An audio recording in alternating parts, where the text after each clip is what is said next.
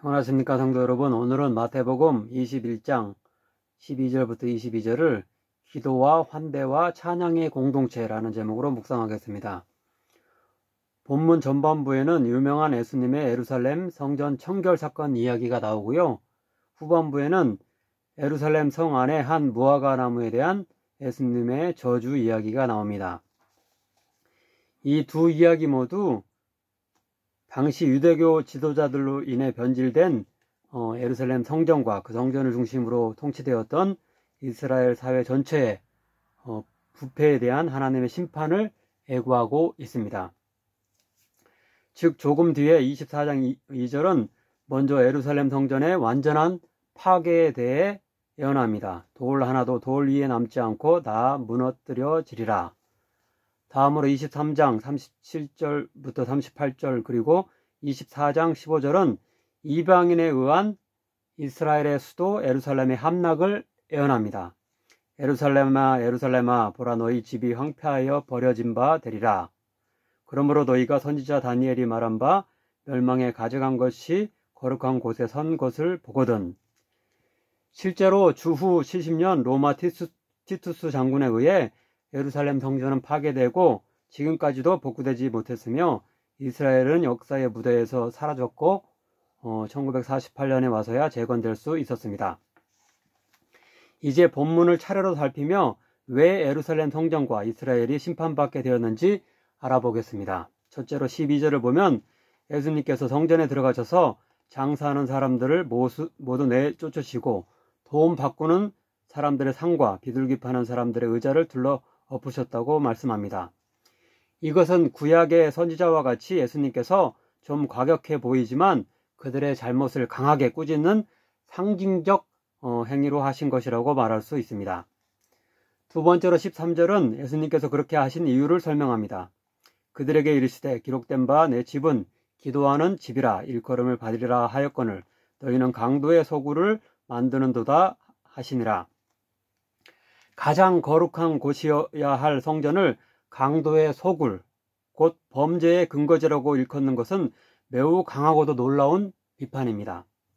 성전의 본래 모습이어야 할 기도하는 집, 곧 하나님의 임재를 경험하며 그분만을 예배하는 데 집중해야 할 곳이 변질되어서 세상의 정치 경제가 돌아가는 그런 세상의 정치 경제가 작동하는 방식과 똑같이 돈과 권력에 의해 좌우되는 곳이 되었던 것입니다.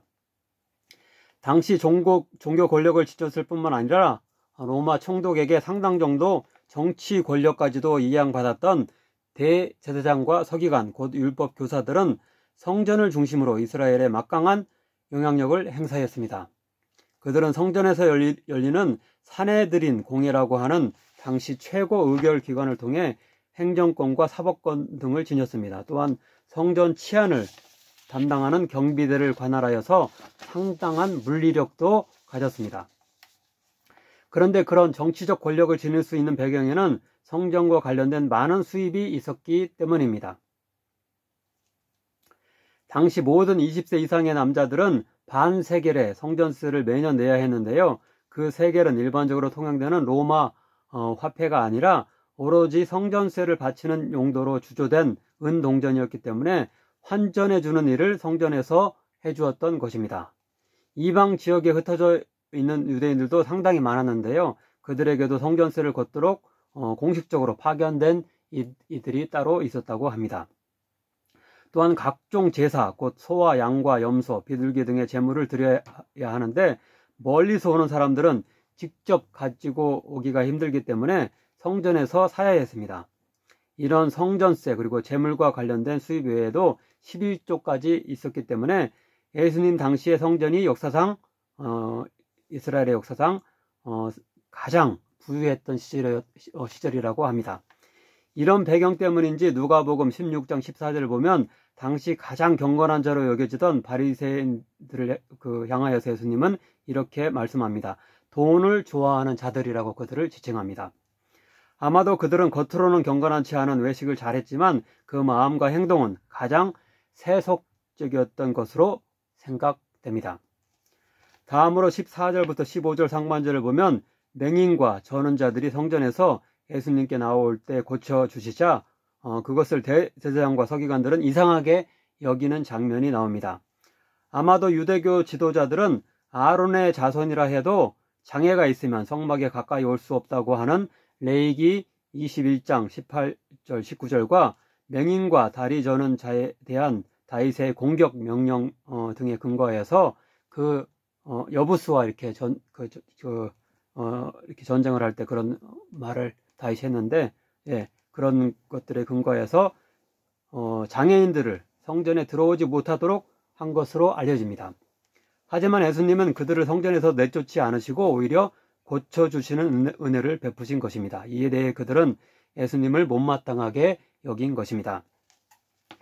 이어지는 15절 하반절부터 16절은 그들이 못마땅하게 여긴 또 하나의 일과 그에 대한 예수님의 답변을 기록합니다.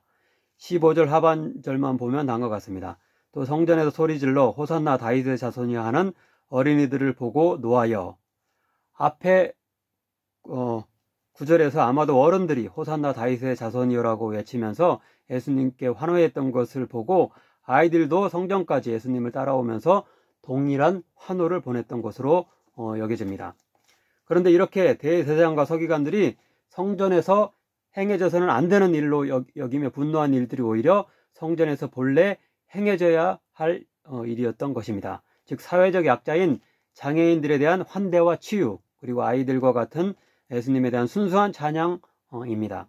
그들은 온통 성전에서 얻는 이익들, 곧 성전세와 재물과 환전, 11조 등을 관할하는 경제적 특권들과 그 막대한 수입에 의해서 사내들인 공의를 장악하여 행사할 정치적 권력들에 눈이 팔려 정작 성전에서 해야 할 일, 곧 하나님께 온전히 집중하여 교제하는 기도, 그리고 찬양, 약자들에 대한 자비를 베푸는 일, 이런 것들을 다 상실해버렸던 것입니다. 이에 대해 결국 예수님께서 무화과나무 저주라는 상징을 통해 그들을 심판하실 것임을 후반부인 18절, 22절이 예고하고 있는 것입니다. 아무쪼록 우리들은 교회를 세상적 권력과 부를 추구하는 공동체가 아니라 기도와 찬양, 그리고 약자에 대한 환대와 치유에 전념하는 공동체로 이루어가서 예수님께 칭찬받으며 많은 영적 능력을 발휘할 수 있기를 간절히 바랍니다. 기도하겠습니다. 사랑의 하나님, 교회가 기도와 찬양, 약자에 대한 환대와 치유의 공동체가 되어야 함을 알게 하시니 감사드립니다. 세상과 똑같이 규모가 커짐에 따라 부와 권력을 추구하는 자 되어 결국 심판에 이르는 자들 되지 않게 지키소서. 구주 되신 예수님만을 교회의 주인으로 삼고 예배하고 찬양하며 예수님처럼 사랑을 베푸는 자들 되어 영적인 열매와 능력이 풍성한 교회 되게 하소서. 예수님의 이름으로 기도하옵나이다. 아멘.